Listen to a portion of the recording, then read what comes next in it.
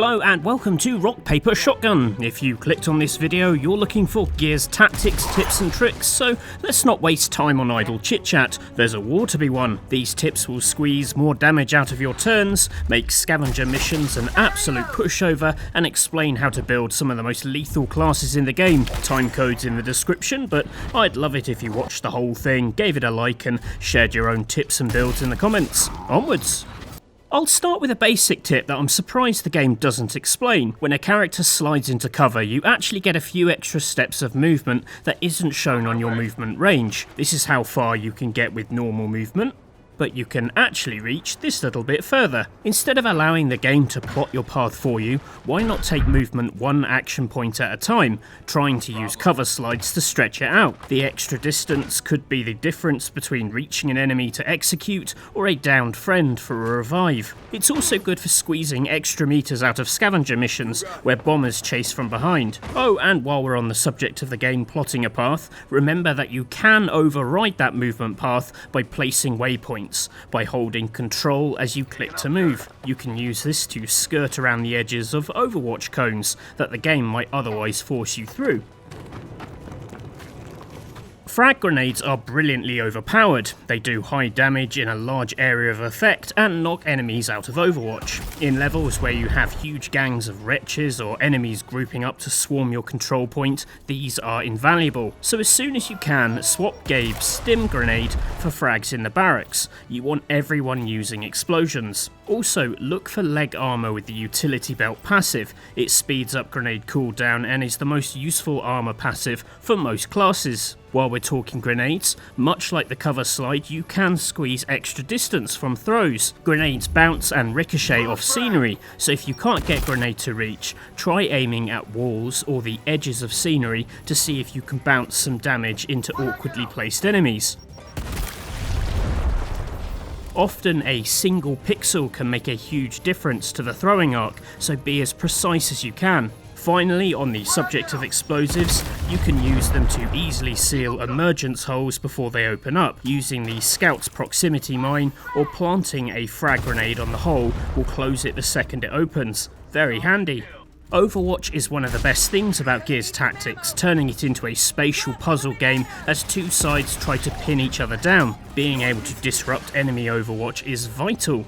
The game teaches you to do it with the disruption shot with the pistol, but the cooldown is long and you'll soon run out. To help combat Overwatch, make sure to unlock the Vanguard's Intimidate, great for unpinning them and others. More importantly, look out for these weapon barrel mods with a disrupt skill. These should be prioritised as it gives your primary weapon a knockdown ability with any shot, and dismantling Overwatch becomes so much easier. When it comes to prioritising disruptions, I'd also focus on the vision cones over snipers pinning down your troops. You see, once they've pinned you down, snipers hold it over multiple turns until you move, so it sort of removes them from play. Unless you're pinned down in a really open, vulnerable area, I'd let that unit sit out the action until you can save them at a later time. Oh, and speaking of your own snipers and Overwatch, the sniper's accuracy is amazing in Overwatch, but the cone of vision is very narrow. Instead of shooting forwards with a sniper, I like to position them and place the cone across the front of my units, almost like a tripwire. It's very good for snagging wretches and tickers that try to rush you. Oh, and one last cute Overwatch tip: if an enemy is standing in another enemy's Overwatch cone, like here, you can actually step in front of them to force their friend to shoot them in the back. Yes, you can do the same to yourself, so be careful. Executions are one of the more powerful moves in the game as they grant every other team member an extra action point. The challenge here is trying to down enemies instead of killing them outright. Very easy as you begin to create monster builds. If an enemy is approaching very low health, try switching to the pistol to finish them off. It has very good range and sapping those last few points is safer than hitting them with an Asher.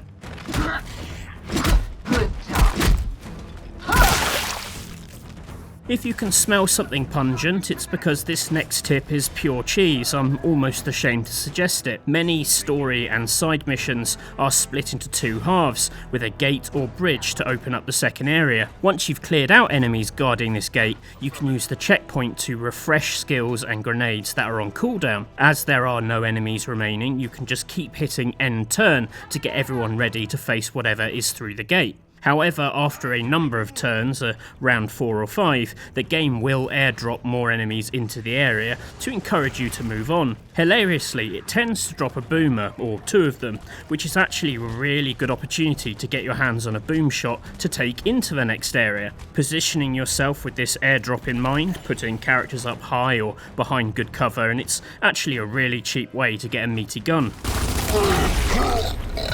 With prejudice. The amount of customizable parts in the game means it can take an age to get the things you want for your heroes. Helmets are in particularly short supply. One way round this is to use recruits as bonus loot drops. Each recruit comes fully kitted out, often with better gear than you currently have. While you can't see their exact equipment on the recruit screen, you can see the passive skills list to get an idea, and if you want parts for a particular class's weapon, you can make sure to recruit that class. Once they're in your roster, you can just use the barracks to take all their clothes. It's kind of unpleasant when you think about it.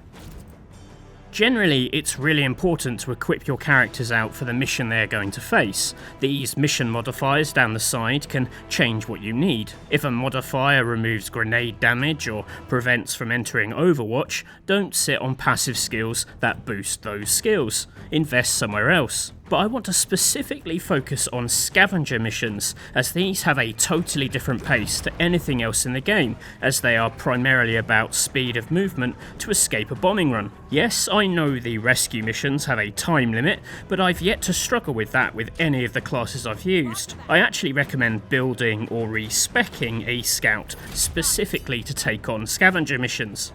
This Scavenger Scout needs recon abilities. Stalker gives you movement speed when cloaked, while Free Cloak lets you activate that for free. The Anticipation unlocks give you action points on your next turn, while Nimble gives you an extra point when you perform an action, like picking up a scavenger crate.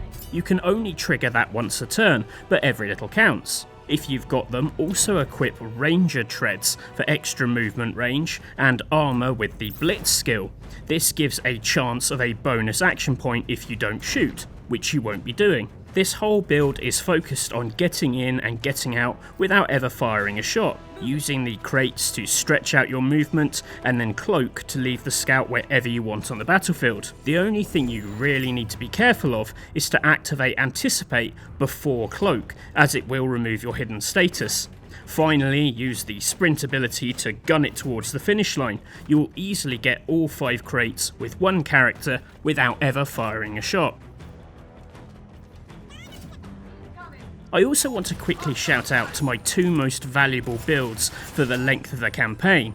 The Heavy, who I recruited in the first rescue mission, and Michaela the Sniper. You can pause the video to see their skill trees better, but here are the basic ideas. For the Sniper, I love the Hunter branch of the skill tree.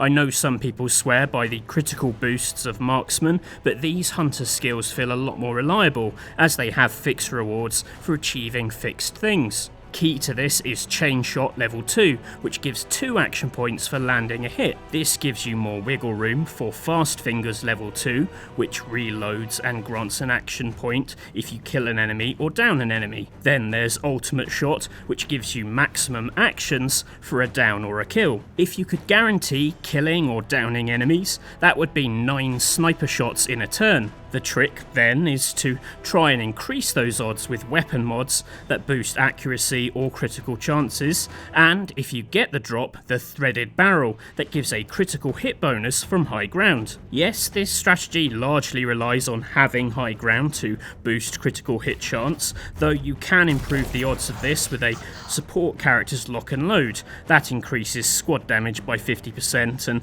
thus better chances of killing or downing an enemy. I realise that's quite a a tangle of conditions to take in, but if you can get Mikaela to high ground and boost her damage, she can beast most enemies in the game and stretch out that turn. Remember that you can also shoot a downed enemy to guarantee a kill to trigger fast fingers or ultimate shot if you feel unhappy about the odds on another shot.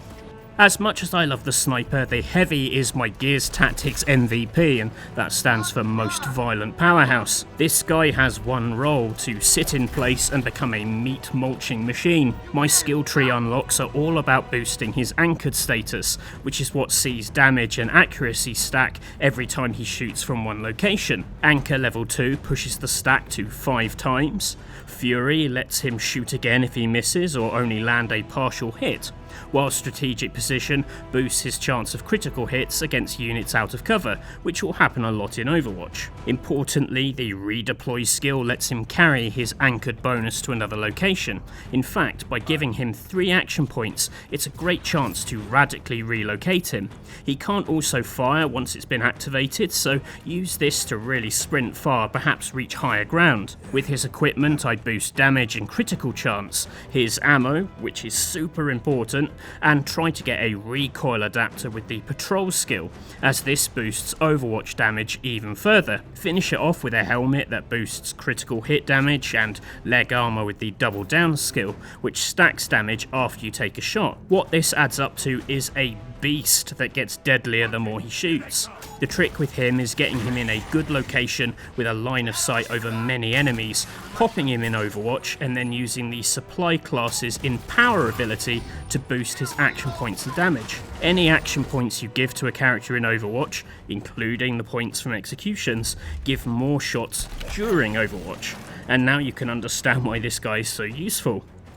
I was going to do a segment on the 3 boss fights in the game, but in truth my strategy boiled down to getting the gunner and the sniper in reach of the boss and just letting them pummel them. These builds get better the more you use them, but have the chance to escape danger: the heavy with his redeploy skill, the sniper by amassing skill points with the chain shot. Look how easily I mulch through the corpse's health with the heavy build. It almost seems unfair on the poor thing. Just remember to keep pummeling him with these supplies in power. Oh, and the lock and load power that's so good for the sniper is also great for the heavy, as it saves him points on reloads. If you are stuck on bosses, let me know in the comments and I will happily offer specific advice.